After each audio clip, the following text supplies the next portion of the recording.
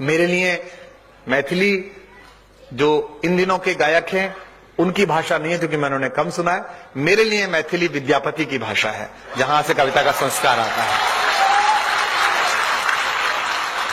मैंने अपने post graduation के दौरान, जब मैं स्नातकोत्तर कक्षाओं में था, तब मैंने विद्यापति को पढ़ा और मैंने अपने पिता के कारण विद्यापति पढ़ा।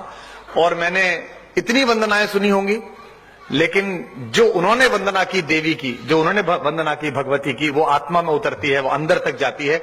मैं आशा करता हूं कि लोक भाषा के प्रति जो हमारा दारिद्र्य बोध है, ये एकेडमी हमारे कलाकारों को और सुनने वालों को उससे बाहर निकाल के लाएगी। दुनिया में एक बहुत बड़ी गायिका है, हमारे युवा लड़के बैठे हैं, लड़कियां बैठी हैं, जानते होंगे, जिनका नाम है शकीरा। बहुत पैसे लेती हैं वो, बहुत पैसे। वो अपनी रीजनल लैंग्वेज में गाती हैं, अपनी स्थानीय जबान में गाती हैं, लेकिन दुनिया की सुपरस्टार कहलाती हैं। लेकिन हम अगर शारदा जी का परिचय कराएंगे तो हम ये कहेंगे कि हमारी क्षेत्रीय भाषाओं की गायिका है। नहीं, वो क्षेत्रीय भाषाओं की गायिका नहीं है, वो भारतीयता की गायिका है, और उसे पूरी दुनिया को स्वीकार करना पड़ेगा।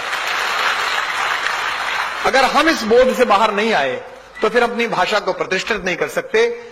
जो लोक में नहीं है वो फिर परलोक जाता है। हिंदुस्तान में वही आदमी जिंदा है, चाहे राजनीति में हो, चाहे साहित्य में हो, जिसे लोक का बोध है, जिसने। और इसको इसलिए कराइए, आप लोग, आपके बच्चे डीपीएस में पढ़ रहे हैं, आपके बच्चे एपीजे में पढ़ रहे हैं, आपके बच्चे रेयन में पढ़ रहे हैं, टीवी देख रहे हैं, फ्रेंड्स देख रहे हैं, इन्हें हमारी संस्कृति का पता हो। अन्यथा आप जाइए डीपीएस के बाहर, 12वीं क्लास की लड़की भुट्टे वाले से कहती है, अंकल जी एक हैंडल वाला पॉपकॉर्न हमको भी दे दो। उसको लगता है ये चिपकाया गया है। तो ये जो बड़ा सांस्कृतिक खतरा है, इससे लोक ही लड़ सकता है, इससे लोक साहित्य ही लड़ सकता है। अब वो बात नहीं है, पुरानी महिलाएं बैठी हैं, सुबह सुबह नई बहू नींबू चाटे, तो मंगल का अवसर मत समझिए, हो सकता है रात की न उतरी हो, कभी आप इसी मंगल के अवसर में हो। तो एक ये पूरा आप पर आक्रमण है, आप जिससे बेखबर है। आज का जो कार्यक्रम है, ये केवल इसलिए नहीं है कि एक लोक कोकिला शारदा जी को हम सुन लेंगे और हम चले जाएंगे, नहीं। उनके माध्यम से जो लोक अंदर उतरेगा, उनके माध्यम से जो हमारे संस्कार उतरेंगे। अन्यथा चैनल्स पे जो कार्यक्रम चल रहे हैं, मैं बंबई में था तो एक लड़का आया, बोले साहब ये बड़ा मशहूर टीवी सीरियल का हीरो है, आपसे मिलना चाहता है, आपका शो देखना चाहता है। तो मैंने उनसे पूछा कि आपका कौन सा कार्यक्रम आता है। 5 वर्ष से आ रहा कार्यक्रम, दिया और बाती। मैंने कहा इसका नाम ही रख दो अखंड ज्योत, बंद ही नहीं हो रहा है अभी तक भी। एक और कार्यक्रम टीवी पर लगातार दिखा रहे हैं, 6-7 साल से मैं देखता हूं टीवी पे, कभी कभी आता रहता है, मेरे परिवार के लोग देखते रहते हैं।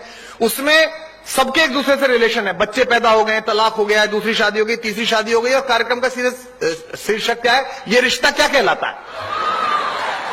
मतलब बालक कर लिया, रिश्ता कंफर्म नहीं है भाई। इसके बाद तो फिर यही है कि तिवारी डीएनए लैब जाओ, वही बताएगा क्या कहलाता है, इससे आगे क्या हो सकता है।